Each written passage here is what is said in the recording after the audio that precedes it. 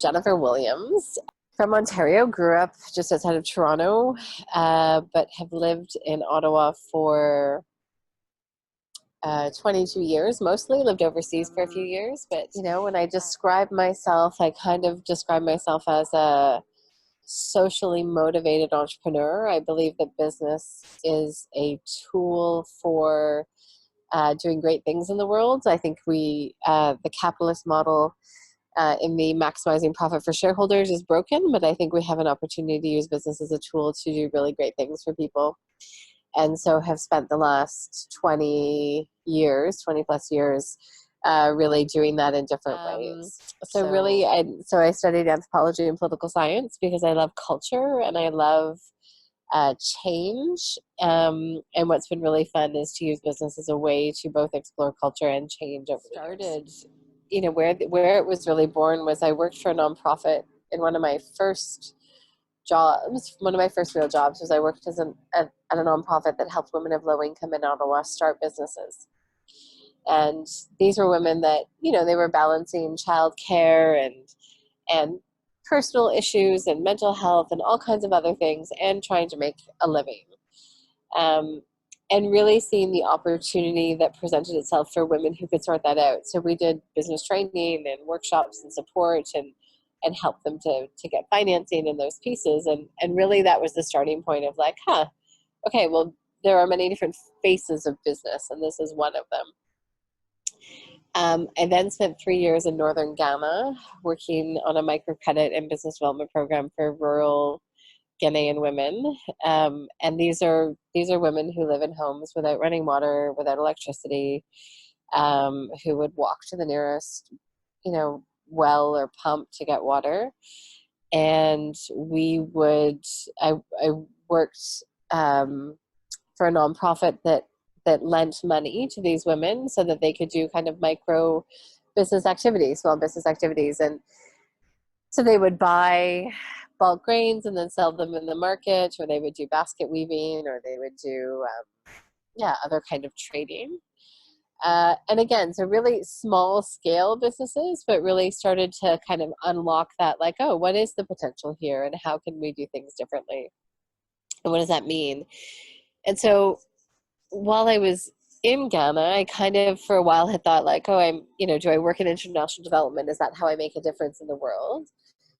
And quickly came to the realization that, the development aid model is pretty broken. Like for the amount of money that it cost for me to be in Ghana for 3 years to do that work. And I brought value and I contributed, but the dollar value compared to what they could have hired a local person to do that for was not comparable. And I just didn't feel like that was the direction I wanted to go in. And then also the not-for-profit sector, having spent a lot of time in that before leaving, was like, oh, it's tricky. You're always at the helm of donor funding and, you're never really focused on what you want to achieve. So in my last year in Ghana, I really started to kind of explore, well, what's next? What do I want to do after that? So when I came back to Canada, I was looking for work. And there's a fair trade organic worker-owned cooperative in Ottawa that does fair trade organic cocoa, sugar, chocolate. And they were looking for a supply chain and logistics coordinator. And I didn't even know what supply chain management meant. I had to Google it. And at first I was like, oh, I can't apply for that job. Like, I don't know what that is. I've never done that. And then when I realized what it was, and really it was just coordinating like activities and moving goods from one place to another, I was like, I can do that. So I applied, and as one of my colleagues said, he said, I've never met someone so confident about something she knew nothing about. And so they hired me. It helped that I spoke Spanish, and part of my role was working with producers overseas. I'd lived overseas. I'd been to countries where we had producers. I spoke Spanish. I spoke French. And so all of that really helped. So I did that. I became the operations director there. I was on the board of directors for 4 years there. And then I transitioned from the board of directors, the chair of the board, to the CEO, and was the CEO. So I was there for 10 years and was the CEO there for my last 5. And that was really just, managing. It was an MBA 7 times over, because we went through, there was the massive economic recession of 2008, the exchange rate fluctuations.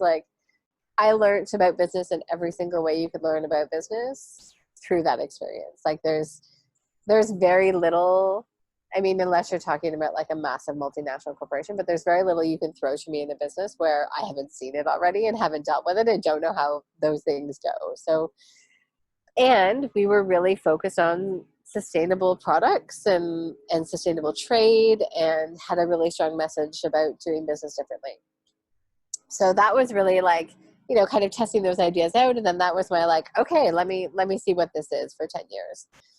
And then when I left, so I left because I was expecting my fourth child. I have 4 children between the ages of 15 and 5.5. What are we going to do now? Like, I'm going to have a baby, and what's he going to do? And what am I going to do? And we were customers of this organic home delivery business, and had been customers since 2006, and loved it because I could go online on Sunday night and place my order. And Thursday, I would get this beautiful box of produce and eggs and a couple of staples that would get me through the rest of the week. And the owner was wanting to move back to Toronto. And so we bought the business from her. Really, the reason we were doing it is because we really believed in building and maintaining sustainable food systems and local food. So I started to look at like doing other consulting work and how I could use my skills in other ways. And so I started consulting with a company called ESOP Builders, which helps small and medium-sized Canadian companies set up employee share ownership plans. And that was really interesting because the Camino was a worker-owned cooperative. And I really felt that that was one of the changes that we need to make to build businesses differently, is that the ownership structures need to be differently. If you have one person that's just going to extract all the profit, then yeah, you're not going to see a different kind of business model. And then a couple of years ago, I became a behavioral money coach, because one of the things I found in the sustainable business world was that a lot of people who go into sustainable business have a hard time making money, because they feel guilt about it, right? So it's like, well, why? So I really wanted to understand some of the money psychology and who we are with money and how that gets formed and how we relate to that. So did the behavioral money coaching, and I use that with my clients to really like unlock their own barriers and understandings of what's going on around money, because in business and in life in general, money is such an important piece. There's 2 things I see. I see either companies that are like focused on making money and they forget all the other pieces and how they are all intertwined, or companies that are so focused on their purpose that they've forgotten about making money. And so usually, and I can pretty much divide them into like, okay, so yeah, these are the people who haven't been paying themselves and who are like super in debt and can't figure it out. And then these are the people that are making tons of money, but they haven't invested in they want to do sustainability, or they want to build these things in, but they haven't figured out how to get there. So I feel like those are kind of the 2 polars, and what I do is work with them to bring them either way more into the middle to find that balance. Most business owners don't need to make multiples of billions of dollars or multiples of millions of dollars, right? Like, it's one thing to make money, but it's another to like hoard money. And I think there's starting to be a balance of like, well, you have more money for what? Like, it's not actually creating happiness. Combined with some really massive ecological issues that we can't ignore anymore. And I think if you're a leader of any sort, I think even in our own households, we have to take action. But I think if you're the leader of an organization or a company, I think you have a responsibility to be looking in the mirror and asking yourself, like, how can I do better? And I think there's to me, it also comes with a rise in consciousness. Like, I think there is a rise in consciousness about our interconnectedness and how we all contribute to one another, and how can I be happy if other people in the world are starving or miserable. And so I think part of that is social media and technology that's allowed us to feel closer to other people, and some of that is consciousness, but I think all of it's enabling people to shift the way they think about these things. I think the most important thing is to know what you're trying to achieve, and to be really clear about that, and to set your intention. Because I think wherever you set your intention is where you're going to steer the ship. And I think if you set your intention to like